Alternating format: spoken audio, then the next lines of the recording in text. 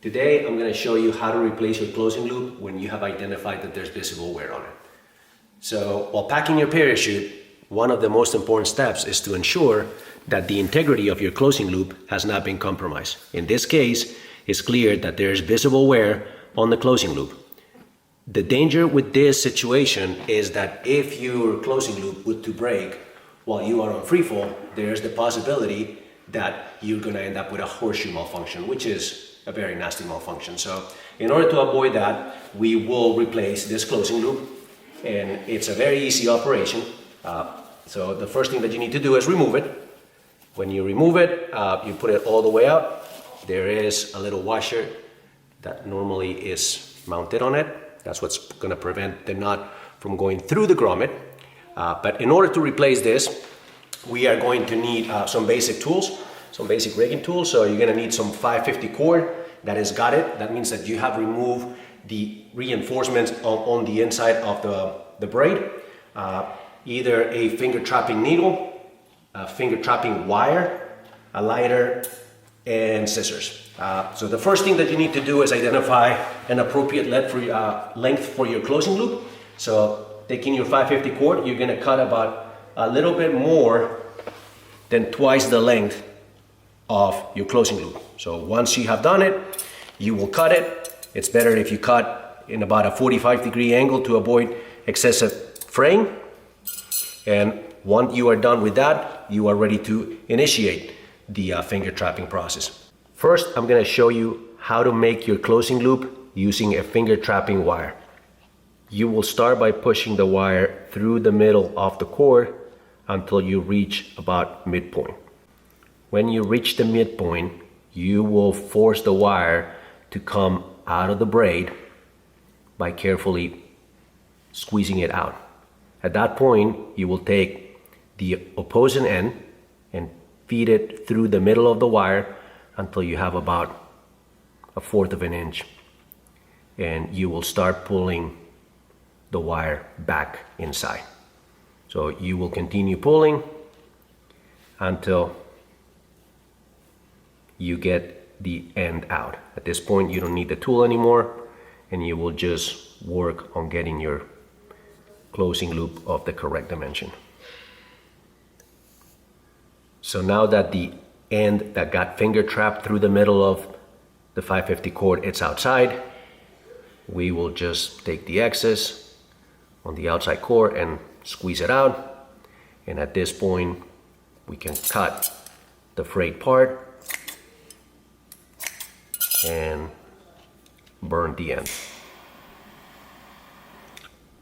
Be careful, this is very hot. At this point, you will take the measurement approximately of where the previous knot was, make a new knot. Should be about the same length. This is still not the same length. So we move the knot until it is approximately in the same position.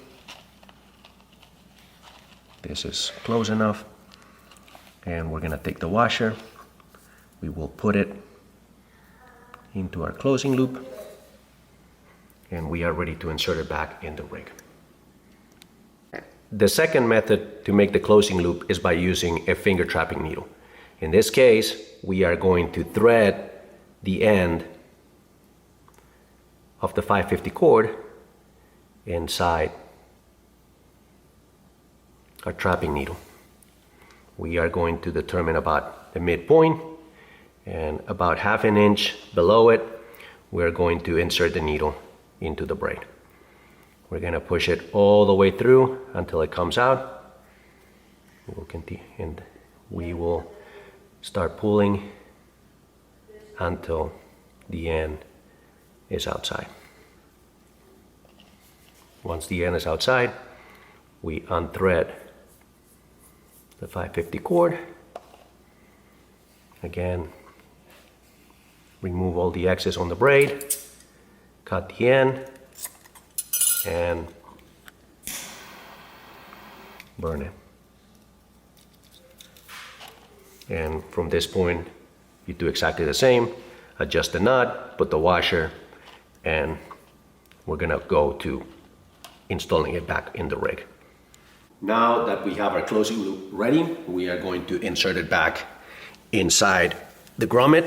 We're gonna come from behind, and then we'll just carefully pull it out, ensuring that the washer is there before it goes all the way in. And now our closing loop is back in place. At this point, we can continue closing the container, ensuring that the fit is proper, that it's not too loose, also not too tight that it's almost impossible to close, but you should have a certain amount of resistance when you are closing the container. Otherwise, your closing loop is too long.